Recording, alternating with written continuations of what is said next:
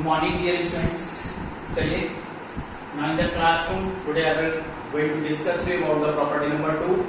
But just before property number 2, जैसे मेरे पास आप लोग की एक वन और टू कंप्लेंट्स हैं कि आपको ये क्वेश्चन समझ में नहीं आ रहे हैं. देखिए यहाँ पर साइन वर्स साइन 10. अगर यहाँ पर 10 के साथ डिग्री नहीं है, इट इज रेडियन. ये मैंने एक्सप्लेन किया है, आपको बहुत अच्छे से समझ में आ जाएगा. 1 radian 57 degree 16 minute 22 seconds. 10 radian directly 10 से मल्टीप्लाई कीजिए 570 degree 160 minute 220 seconds.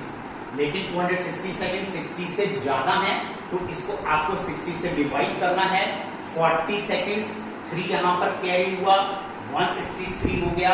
43 seconds 2 carry हुआ तो इसमें ऐड हो गया है 572 डिग्री. अब 572 डिग्री विद साइन कहां है? तो इसको हमने देखा कि ये यहां पर थर्ड क्वाड्रेंट को बिलोंग कर रहा है.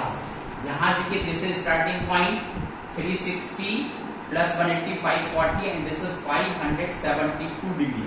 थर्ड क्वाड्रेंट को बिलोंग करता है. It is negative. ये नेगेटिव है, लेकिन 572 ये साइन की प्रिंसिपल वैल्यू ग्राफ को बिलोंग नहीं कर रहा. और साइन नेगेटिव है, या तो थर्ड में है या फिर ये फोर्थ में है. तो इस एंगल को हमें फोर्थ में लाना होगा.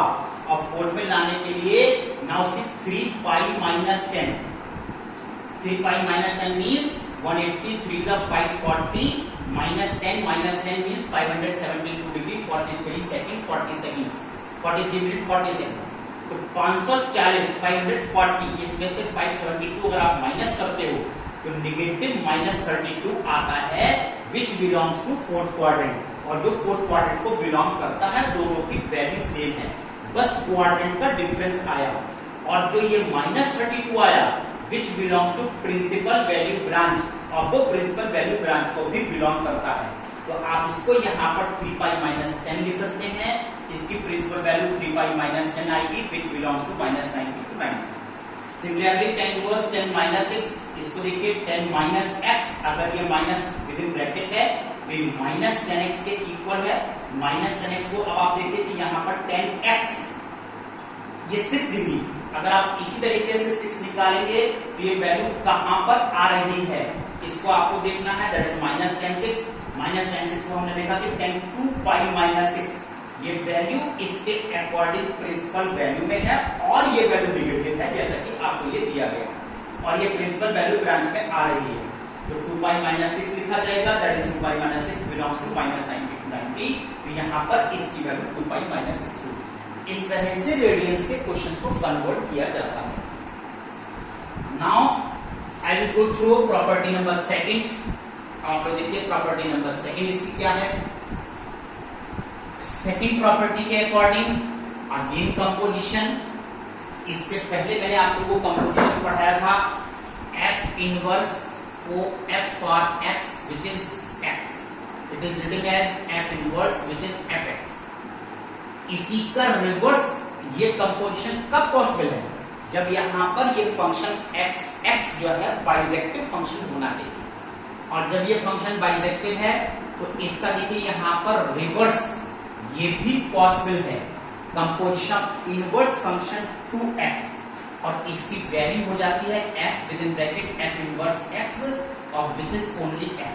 इस तरह से यहां पर ये भी कंपोजिशन कहलाता है. इससे आती है property number 2. Property number 2 first part, second part, third part, fourth part, fifth part and sixth part.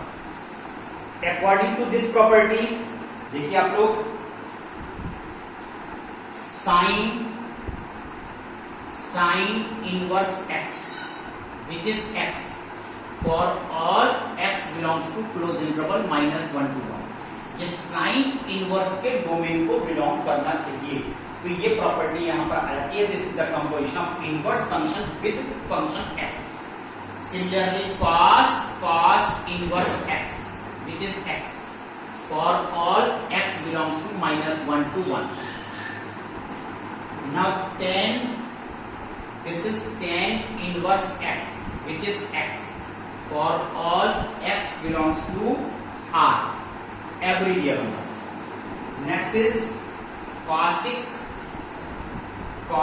inverse x, that is x for all x belongs to minus infinite to minus 1 close interval union 1 to infinite. This is sec inverse x, which is x for all x belongs to, that is also minus infinite to minus 1 union 1 to infinite. And the last property is cot inverse x, which is x for all whenever x belongs to R. इस तरह से ये देखिए 6 terms आते हैं property number 2 में.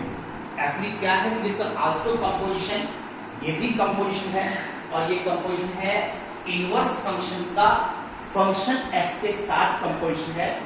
This is inverse function composition with f with in bracket f inverse x और इसकी वैल्यू भी x आती है. लेकिन ये सभी तभी पॉसिबल है जब ये प्रिंसिपल वैल्यू ग्राफ को बिलोंग करना चाहिए, फंक्शन के डोमेन को बिलोंग करना चाहिए. अगर ये कंपोजिशन इनवर्स फंक्शन का फंक्शन के साथ कंपोजिशन है तो ये इनवर्स फंक्शन के डोमेन को बिलोंग करना चाहिए, अदरवाइज हम इसको यूज नहीं कर सकते. तो dear students, that's all today. आज मैं आपको इतना ही करा रहा हूँ. प्रॉपर्टी नंबर 2 आप तैयार कीजिए, कल मैं आपको थोड़ा सा ज्यादा कराऊंगा. और यहाँ पर होमवर्क में आज आपको एक्सरसाइज 4.7 के क्वेश्चन नंबर 6 एंड 7 ट्राई करने हैं. ये दोनों क्वेश्चन आप लोग कीजिए. Keep revising. That's all today. Thank you.